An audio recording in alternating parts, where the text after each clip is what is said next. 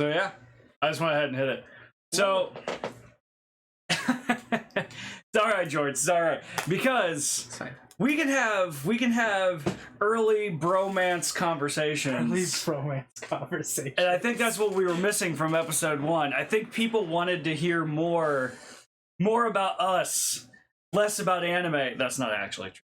Like, I actually had people telling me after episode 1 that they like got lost listening to us and actually forgot that they were listening to us. I was like, we did it. Hey mom, we did it. Apparently my mom listened to the entire 52 minutes. And I was like, what is wrong with you? Oh damn. Like, I literally told her, I'm like, what is wrong with you actually? Like, thank you, Mama Quay. Right. Like, did you all of a sudden like take interest in anime now because of the words we spoke? Like, well, then that just means we're doing our job, right? Yes. Now what it comes down to is I'm gonna hand her the ones that I said don't watch this. But like, Goblin Slayer? Question mark? And just see if that. Don't do that to her. Don't do that to her. Why? It would. You sick man. It would just, as long as it would tell me like a scale of where she's at on like super cutesy anime to like we're gonna breach the top of the dark scale. Like where does Mama Quay fit into this? Like we like maybe not start with foot on ground. No. So what's been going on, George? What's been going on? Yeah. Just the normal grind. Some interesting shows currently coming out. Nice. Some trash fires that are just ridiculous to watch, and then more fun stuff. I haven't watched anything since the big one that I'm sure we're going to talk about in a little bit. The anime that we both... The only reason to go to High Dive right now. Like, there's a couple others on that one that I'm at least intrigued about. From what everybody has said, High Dive unanimously is like the worst streaming service of all time. Its media player is not the best. It's not the best media player. I will definitely say that. Like, but it's got some nice stuff. I'll be honest with you, I didn't even know it existed until this thing showed up and was like, where do I watch this? And then I take it back. I was trying to find Clannad, and I looked on somebody's YouTube page that probably gave me virus after virus after virus. But I was like, okay, so they only had 4 episodes, and then it's like High Dive. I was like, oh, I'm gonna go to High Dive. So yeah, if I recall correctly, it's a lot of Sentai Filmworks. It's their media. So then service. they're probably gonna end up with like Food Wars, right? Because isn't Sentai Filmworks them? I think so. I don't know offhand. Because legitimately, I do need to watch season 3, 4, and 5 of Food Wars. I think there's 5 seasons total. Now I'm just if you can get past the super etchy we're going deep into Food Network here. Foodgasms. If you can get foodgasms, if you can get past the foodgasms, all of their food is legitimately makeable. And I've made at least one dish, and it tastes delicious. It's weird how good a lot of food shows are. It's kind of weird, actually. They make eggs look like jelly, and I still want it. And I'm like, yes. Like, that omelet looks squishy, but I want to eat it. Because the girl said, oh my god, it's the greatest thing I've ever tasted! And I was like, I have to eat that. And then foodgasms. Yes. Which I've yet to experience. So, I think I'm going to get to there eventually, but I haven't gotten there yet. So this show, go ahead, give me something on this dumpster fire. This dumpster fire of a show. It's so dumb, it's so perverse right off rip. Kamikatsu working for God in a godless world. I heard something about that, but I would not have memorized any of that. It is just so dumb. It's so dumb. It starts off where basically this kid is getting sacrificed because his dad is a cult leader on Earth. So just him and his posse are just carrying him in like a barrel with just his head sticking out and just yeet him into the ocean. Perfect. Episode 1.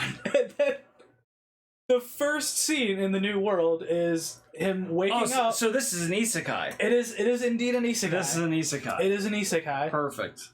And first scene, when he wakes back up, if I recall correctly, is him just getting a little rub and tug. Nice. From one of the locals right off rip. So it's also ecchi. Yes. Does it fall into harem too? I'm guessing. So far, it hasn't. So it's funny that you just like checkmarked a lot of words that I wanted to talk about today. Because like we're gonna turn this episode, for any of you guys listening right now, this is gonna end up kind of like later on in the episode will be like anime vocabulary, where we talk about things like isekai and harem and, you know, shonens and stuff like that. The common vocabulary used in anime, but the outside viewer would be like, the hell is that?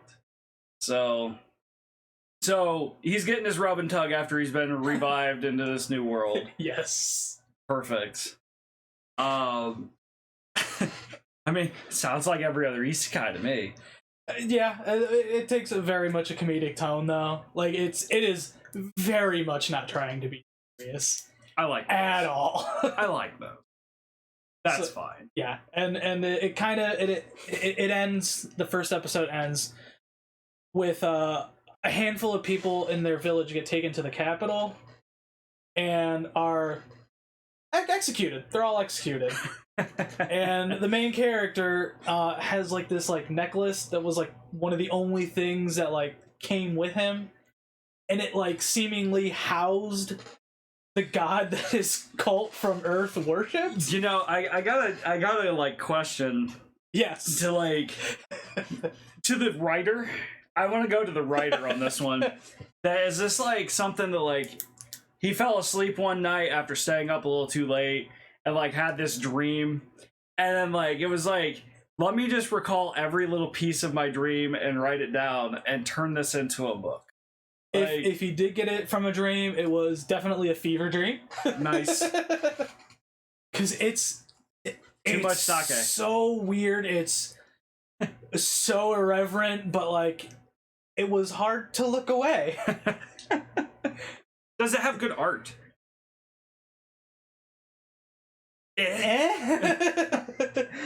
It's losing me, George. It's losing me. Like I wouldn't go. I am not an artiste. That is your shtick. I can tell you it has those marginally awkward CG monsters. Perfect. In it as well. Oh no. Honestly, it has. That's not perfect. It's not. Honestly though, there's like this little like fox cat creature thing, and it's also done in that art style. I cannot remember the name. And it was cute.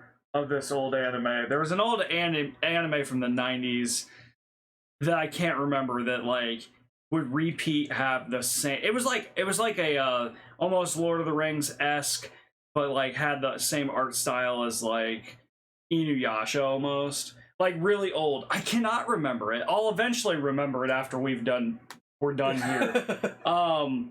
So Del Toro Quest, that's what it was called. It's awful. Don't watch it. And I couldn't finish it. And here's why. Because it would cut away to those CGI scenes that were definitely just implemented into things.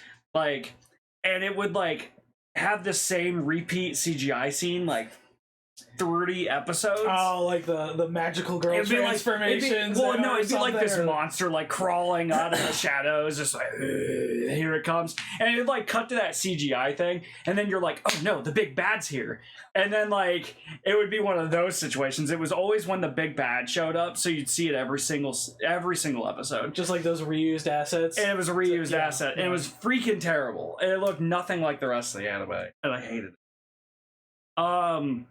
I'm gonna hit you with a little bit of anime news. Okay. Yes. So, please. So the big one right now for me is like to anybody that would be, anybody that ever talks to me about anime. Naruto's my show. I love Naruto. It's always been my show. I fell off pretty hard on Boruto. I'm not gonna lie, because Boruto was pretty bland, but there were a lot of cool things that recently showed up in Boruto. Wouldn't you know, at the very end of the anime before they go into this time skip. But all of a sudden they're like, hey, We got through the prologue. It only took us 3 years, okay? We got through the 3-year prologue that nobody wanted to watch, and then bam, content. And I was like, whoa! And so now Boruto is like really ramped up, and So I'm the excited. wheels are finally starting to actually it only turn just with the took them show. 3 years to do it. Yeah. And I was like, now I can accept you. And then at the same time, they also had that like Naruto 99 thing where they were voting on the #1 character from Naruto series. And we're like, whoever wins this vote gets an anime. And everybody's like, what? And Minato blew it away. Like, Minato blew it out of the water. So He's badass. so now they're like, so Naruto's got an anime, Naruto's son has an anime, and now Naruto's daddy gets an anime. And I'm like, bravo, bravo. I was so excited. It's probably not going to disappoint me because it's like taking place in the war arc when he was a kid. And I'm like, this is so much better than the Boruto arc where he's like, we're in times of peace. And I'm like, please no, it's trash. Because you want war in that anime. That's what you expect. You expect violence and war and awesomeness. I mean, that's where the time skip's At least go. have like some like rebels or something, like someone someone in general. They kind of just like say straight up in the first 5 seconds. It's a fighting of Boruto. show. Like it shows teenage Boruto, and he's like first episode of Boruto was, we're gonna send you to the same place that we sent Lord Hokage, which means Naruto dies at some point, or it's believed that he dies. We never see it, but like apparently eventually we're getting to that point, and Konoha's just in like just rocks falling everywhere. I'm like, this is great. And then it takes me to like, here, learn to be a ninja, Boruto. And I'm like, yeah. Sometimes backtracking is a bad thing. I actually spoke about that in the last episode. That whole beginning was just not fun to watch because it really was just the Cliff Notes version of Naruto. Right. Like it definitely was. Like even the majority of the fights that they got into at the beginning were straight up just rehashed versions of fights from Naruto. Yeah. Like beat by beat. It was painful. So I think before we talk about the big one that we both want to talk about, do the brief intro here. So hello and welcome everybody. If you've made it into the first 12 minutes, this is almost perfect. Like I think we start doing intro at like 10 to 12 minutes in. Beautiful. Really hook people with our unique personalities and drive them to watch the rest of our rambling. But hello and welcome everybody to Weebs versus the World. Welcome! I am Josh, but also known as Jake Ways of 369. You'll find me on Twitch. We're working on you, George. You're gonna have something. I'm George. I am here, and that's pretty much it. He's gonna have social medias out. Like he's gonna blow me out of the water. It's gonna take a minute. I think all the viewers are gonna think he's the more popular one. And he's gonna take off like celebrity leave me behind. Oh, stop it! Yeah, Stop it! You have your own graphic novel about us, and like it'll be great. I think that's where it's gonna go. Don't tell him my plans. I'm sorry. Surprises. It's coming. It's coming. You didn't hear it from me. Allegedly, it's all alleged. All right, George. I want to talk about the big one. Yes. Oshinoko. Oh my god. That was so damn good. It's incredible. I want to try to do this with as little spoilers as possible to anybody. But so Full Metal Alchemist was basically top dog for like what, 10 years? Something like that? Yeah. Like, and statistically was the highest rated anime of all time for like since its conception. For pretty damn good reasons. I mean, yeah, Full Metal Alchemist is fantastic. And like if you're a first time anime watcher, I suggest it. Like it's one of those ones that's like a staple. Yeah. It's like you have to at least watch this. And then I think it's so funny because before Oshinoko, Attack on Titan took the lead for only like a couple months. Like now those review bombers, they really want Full Metal Alchemist to stay on top. It was funny because Attack on Titan does still hold like 1 point above Full Metal, and I was like, oh, cool, somebody finally dethroned Full Metal. And I was all kind of excited for Attack on Titan. I was like, look at you guys, you did it. And what, 20 minutes later? And then it was like, yeah, like literally like a couple weeks goes by. And and Oshinoko out of nowhere. I see this thing that popped up that was like, hey, we had one episode and we are now the top anime. And I'm like, how do you, what? Well, when that first episode, movie length. Hour 20, I think? Yeah. So that's like, what, three, four? Closer to 4. 4, yeah. 4 or 5 an episodes, anime episode's honestly. going to be Yeah. about 20 minutes.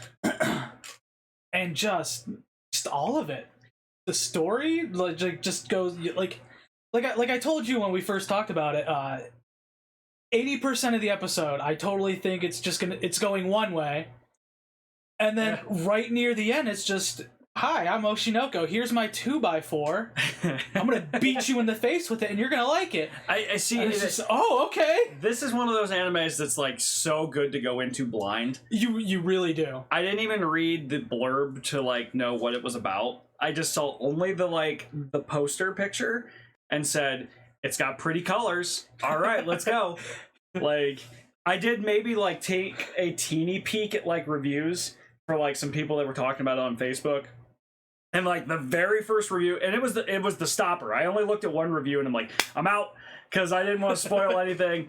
It was literally like, they're gonna make you fall in love with these characters on the level of like Your Lie in April, and then they're gonna rip you apart just like Full Metal Alchemist with Nina Tucker. And I'm like, what? And that's not a spoiler. Watch Full Metal Alchemist. Wait until you get to Nina Tucker. You'll thank me later. Or hate him. One of the two. But like I saw the level of difference, and I'm like, how does one episode have both Your Lie in April and Nina Tucker? And I'm like, I'm ready. And then I sat down and prepared myself for a emotional journey. Yes. And now we get 11 more episodes. I know, that's the crazy part. Like that almost would have worked as like just a one shot. It really would have. It should have been its own movie, to be honest. Like it pretty much was. I mean, it's probably gonna I would assume it's gonna have its own like DVD like at some point. Like and be like, hey, look, here's Oshinoko the movie, and then here's Oshinoko the series. But like, I mean, it's basically just a prequel. It's an hour and 20 minutes of prequel to get you to the anime. That's all it is. And it's like, you're like, and it does it so well. I thought it was the anime, and then it wasn't. It was the prequel. And I was like, this is freaking awesome. So like, I mean, legitimately, like, it's worth every bit of what they said it is. I think it is number one. It deserves number one. Like, Full Metal's great. Attack on Titan's great. But this was just mind-boggling. And it's not a shounen! That's the big one for me. It's not even a shounen. Like, yeah, I really am interested in seeing kind of what they're actually going to do with it. Right. Because, like, they set it up for, like, what, 4 different genres it's dipping its toes into? Yeah. I mean, typically... Like, you could say, like, slice of life. You could say it's... I feel like going any more than that. Yeah, it's gonna start spoiling. It's gonna spoil something. Stuff. It's better to just go away from it. But yeah. So, I'll say some of my other news for, like, the third episode. The other one that I came across this morning that I just can't wait to talk about. But it's going to be another, like, 5 to 10 minute conversation easy. So we'll save that for, like, the next one. But, like, let's start off. Like, so, guys, like, vocabulary in anime, right? So, it's all over the place. And that's not really necessarily an anime thing. Like, it's just Japan. Like... They have different words that mean different things, and they sometimes just direct translate it to us, and then we end up with what seems like, in a sense, I'm not trying to be like informal or like even like racist about it or nothing, but like it sounds like gibberish to us because we don't have a clue what it means. Like yeah, like it takes a little bit of learning. It's not too bad though. It's not too bad to figure stuff out. Like So the one that I think most everybody would probably know, like we're gonna do a little bit of a genre breakdown here, I think, but like I think the one that is most common to everybody is shonen. Yeah. So like to me, and like I'll let you give me your take on this too. To me, what that means is it's your beat 'em up anime. Like that's your like I'm gonna go on this journey to become powerful. / I'm gonna be fighting every strong character that becomes in front of me. I mean, there's probably a lot more to it than that. Yeah, if memory serves, shonen basically just means young boys, and that's the target audience for it, right? And that generally boils down to a lot the majority of your fighting shows, right? Where young guys just like watching people beat the crap out of each other for the most part, and that's why a lot of their shows has that kind of stuff. There is definitely one that means specifically more that young boy category, and it's the one that came up to me that I'm like, what is this? There's the one that's for girls. There's the young girl. So shoujo. Yeah, and I didn't actually know the wording to this, so this is why it's good to talk about. So yeah, shoujo. Yeah, generally, for the most part, I feel like most shows get broken down as either shonens or shoujos first, and then you start seeing the more branches out, because it feels like in Japan they put the gender demographic labels first. Yeah, they go for the label. And then they you're going to have some overlap with other genres on top of that. The number one that comes to mind when it comes to shoujo is Sailor Moon.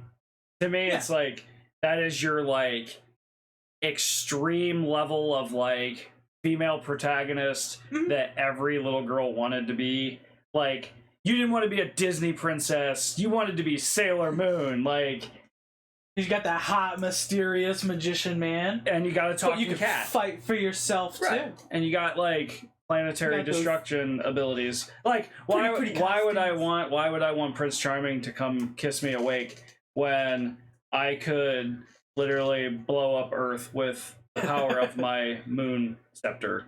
Like, and the power of friendship. Power of friendship. Well, that's more okay. Now we're going into like Madoka Magica. Like, the power of friendship will save us. Like, no, it won't. It did not save them. No, it won't. They all did not make that.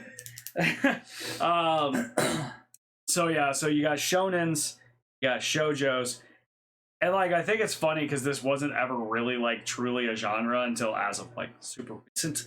But the like fact that isekais are becoming their own thing now. Oh yeah. So like we've mentioned isekais several times before this, and like. So isekais were, to me, is just you're reborn into another world, right? It's basically other world. There are a few cases where it's like you're sent to the far future or sent to the far past. I think Dr. Stone would be kind of an example of that. I could see that. Because it's very, like, yes, it still takes place on Earth, but it is a very different Earth, right? Where they wake up at, right? It's just being into a whole new setting entirely. Yeah, which to me, and that's why like there's some arguments on Sword Art Online being one, but I think fully Sword Art Online does qualify as one because for the majority of the anime, they're locked in the other world. Yeah, at the very least, you could very much call the first season or first arc an isekai because they are in another world, essentially. They're stuck there. That's where, 90% of the story takes place in? Right, and then it's like, then they finally get a little bit more freedom to kind of maneuver, but like, then they play... And then even then, the majority of the show is still in the game. Yeah, it's majority in games. So there was the anime for boys, there's the anime for girls, but like the caveat there is that they're young boys, young girls, because then they have the adult guy animes and the adult girl animes, which apparently seinen, jose. There's manga for girls, which I'm not super familiar with, and I actually don't know too much on what the guy anime one is, but like. Let's just, like, break that down. So, like, there are some animes that are more geared towards an adult audience. Mm-hmm. And the one that would come to mind, let's see, Cowboy Bebop, I think would be more towards. I think that would be a bit more for adult audience, at least teen audience, more than. I could see maybe Death Note following into that because it's more serious tone. What's the one with the guy that on the roller skates that like Paranorma something? Like it used to be on Adult Swim. There was the kid on the roller skates who used to go around with a baseball bat and just beat people and something paranormal something. That's like hardcore thriller, like detective level, like psychology thing. It's like very psychology based because like there's a lot of like there's something to be told, a learning thing involved in it. Like, I always hear about that one. I can never remember what the heck it is either. It's paranormal something. I can't remember. But like the idea behind it was that they had so much like dipped in psychology into that one, and they want you to learn something.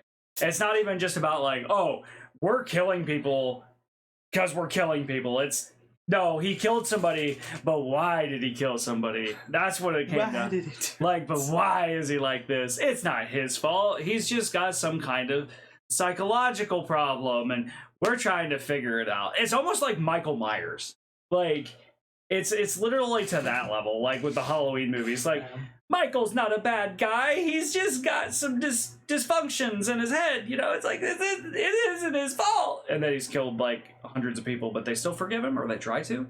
It's like, it's not his fault. It's his fault. It is his fault. All right, so I want harems. Let's talk harems. Oh, boy. You mean also every other isekai as well? Every other isekai. Oh, man. I think harem is one of the number one reason that people get pulled away from anime if they're looking from the outside in. Yeah. This one, as well as ecchi, is the two that throw us. Yes. Because they're the quote-unquote weird shit.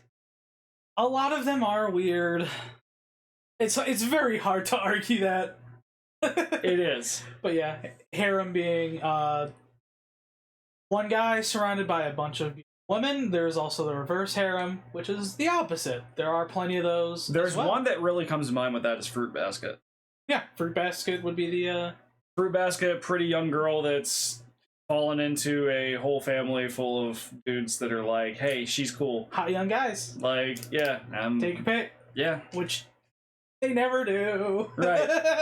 They never do. There's very few in either genre that actually do pick. The one on Netflix that I really like, that Romantic Killer, is another example of that. And the Romantic Killer was like literally her trying to not fall in love with a guy, and yet she ends up in every circumstance where those guys are falling in love with her. And it's like...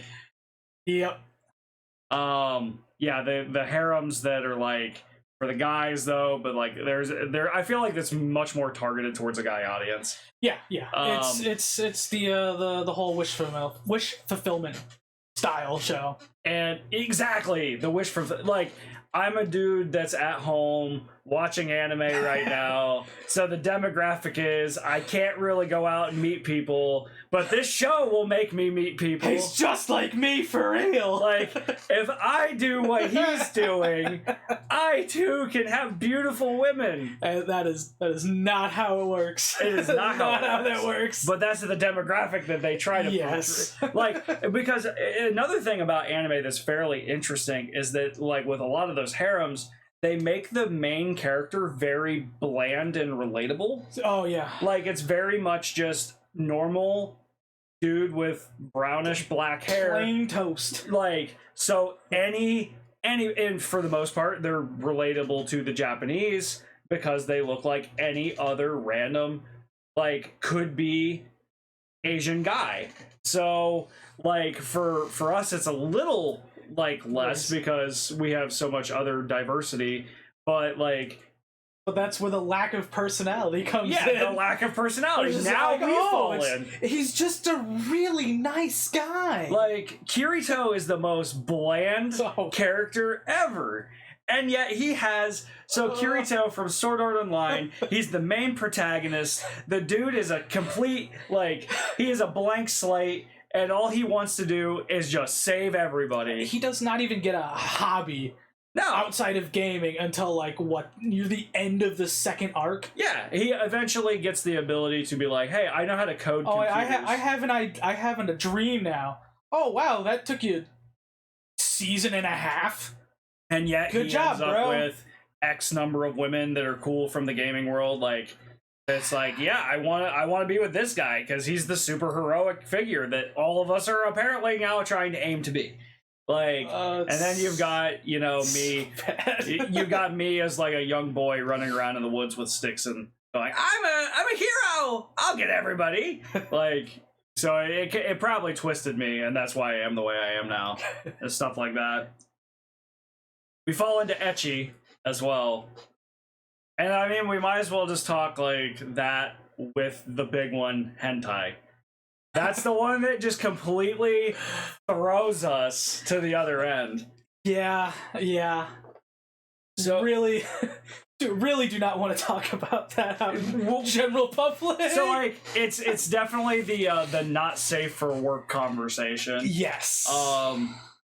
Common term here, hentai is literally just anime porn. Yep. That is what it comes down to. It's I'm going to make this character as close to pornography as humanly possible, and they get away with some really weird shit because it's anime. Because it's a drawing. It's not a real person, so it's not infringing on anybody.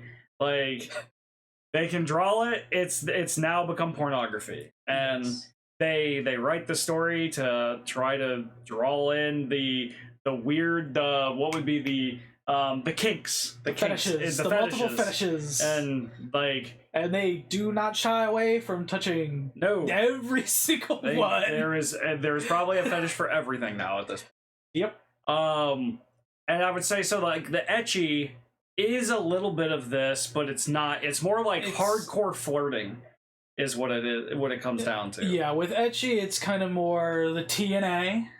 Yeah. And then it kind of, I'd say, gets up to 1x.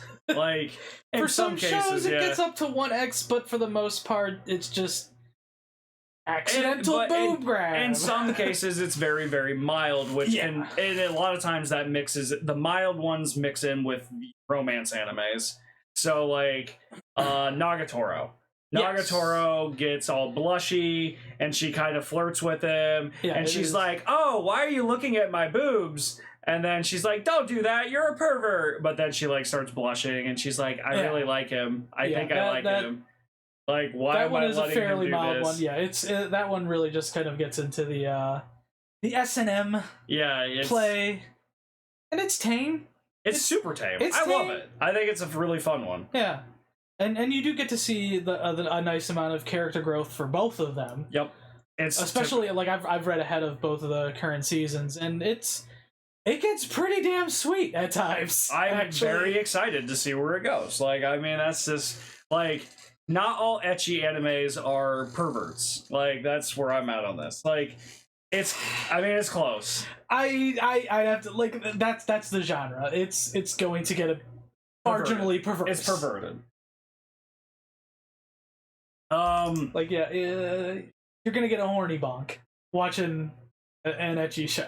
So now it's gonna be funny because we're gonna go from ecchi to something so completely different. Mechas.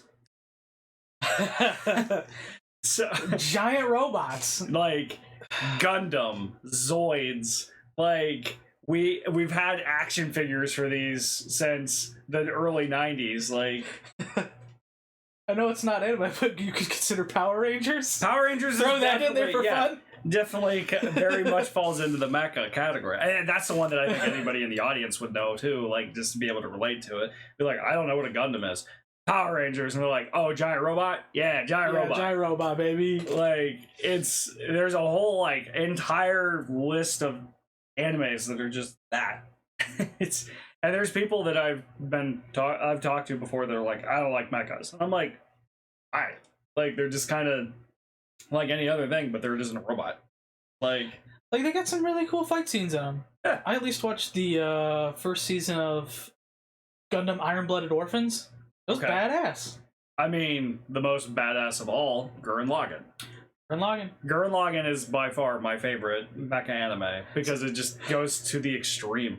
Yeah, I never watched that one, but didn't it eventually get to the point where, like, he's just, like, one-shotting planets or something? Doesn't it get, like, ridiculous scale-wise? They go from living underground as, like, orphans in an underground bunker thing to we're now fighting God. Like, that's where point A to point B goes. So it's like any JRPG. Yeah. Like, start in the sewers. Yeah. Fight God. Fight God. Like, that's where it ends. It's pretty, it's pretty awesome. But, you know, it's, like, it dawned on me the other day. 2 of my favorite animes of all time are from that company. So Gurren Lagann being one. Trigger. And then what we just talked about, the ecchi stuff with Kill la Kill. Yeah. So, like, they have done both, and they're in the same art style, and it's fantastic, because I'm like, all right, so here's the robots, and now here's the TNA. So, like, it's just really funny. Let's see, what are we missing here? There's gotta be some other ones in here that I haven't, like, remembered. The mechas. Oh, the Slice of Lifes. That's my shtick. That's your shtick. I love me a slice of life. You kind of threw a drama in there too. Yeah. I don't necessarily agree with that. Slice of life is more just that laid back. There isn't necessarily any, like, main story. It really is just kind of the characters. It's more character driven than story driven. It's very at least to me. Character growth. Yes. Just seeing character growth. Yes. I think another thing that goes to slice of life for me is relatable. I think that would be the word, is relatable, because, like, you put it into a situation that, like, anybody could be in that situation. Yeah. Or, like, it's believable to the point where there's not a whole lot of that, like, extreme anime bullshit going on to where it's like, okay, this could happen. Like, I'm going to high school, and I'm going to talk with my high school friends, and now we have to overcome this one high school obstacle. We're just going to do these fun club activities and just have fun. And just enjoy it. So, again, I haven't got to watch a whole lot of Slice of Life. Well, I thought I did. And then it turns out that it all just breaks off into other, ridiculous categories. But the roommate is a cat. That one was so damn cute. I love that one. It is such a good take on Slice of Life. Oh, yeah. Dude living at home with his cat that he has. He's a super introverted person. But then, like, for the first half of the episode, you see his perspective. And for the second half of you get the cat's perspective, which is so cool. That is why I love that show so much. It did something that none of the others have done. So, like, you just get to see, the MC's perspective the entire show, and then you get to see the cat and all their thought process on, like, what they're doing behind it, and it's like, oh man, like, master, why ain't you eating, man? Right, like, here, let me throw all these little kitty kibbles around you because you gotta eat cat food. Because you're just sleeping. Why aren't you moving? Like, I'm eating. Why aren't you eating? What the hell's wrong with you? And then from, like, the main character side, it's just the cat meowing at him, throwing food at him. Like, it's great. It's just like, this is what I wanted in an anime.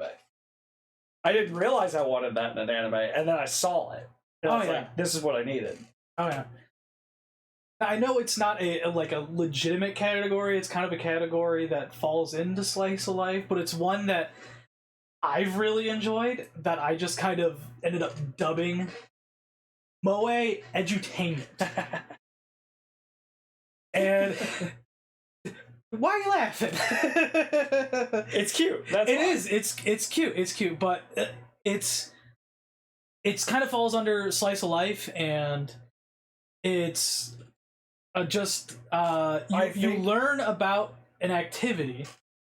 Like one randomly, like in the past few years, like fishing has been.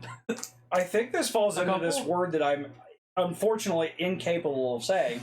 But they're the healing animes that often fall into Slice of Life, which I think is what you're talking about. Oh, actually, yeah, that's probably... That's probably it. Yeah.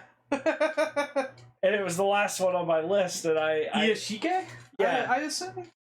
I've literally never really heard it referred to, but it's like it's more. It says that it's more about the experience than the actual story content. So then, yeah, probably. Probably. You've unknowingly loved this category of anime. We all learning something today, and that's what these shows are about. It's just learning to just sit down and relax. It's a relax anime. Yes. Like there's a couple that were on fishing, Diary of Our Days of Breakwater and Slow Loop were some recent ones, and then Encouragement of Climb. You learn about hiking. One could even say that us doing a podcast right now is literally like listening to one of those, like, we're here to make you feel good and listen to our voice because we're condescending assholes and love the sound of our own voice, and we think you would love it too. So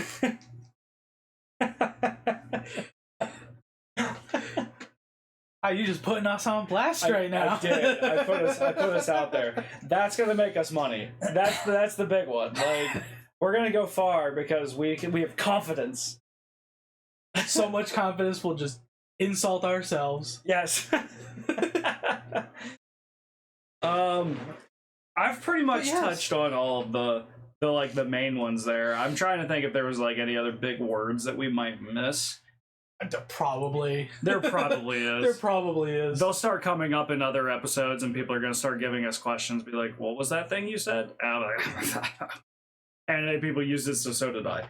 Like, they said it was cool. I just wanted to be hip. That's all. But yeah, there's the only other kind of random thing that like people might see in these shows is the people talking about people that are away. And it's like, why is everybody always sneezing all the time? Oh, that little bit. Behavioral things. Yeah. Well, and that's because like Japan has a whole different like cultural demographic than we do, and like there's a lot of like, if you even like watch one of their live action like drama shows, like their way of storytelling is like inside their own head instead of outward, like how American shows are, where it'd be like, I really need to go to the bathroom. But if I go to the bathroom now, I'll break away from my boyfriend. And what if I break away from him? Will he think worse of me? Will he leave me behind? Will that hussy come in and steal him away? Like, it's very much like inside their own head thinking. That is part of the reason why I started watching more drama when it comes to anime.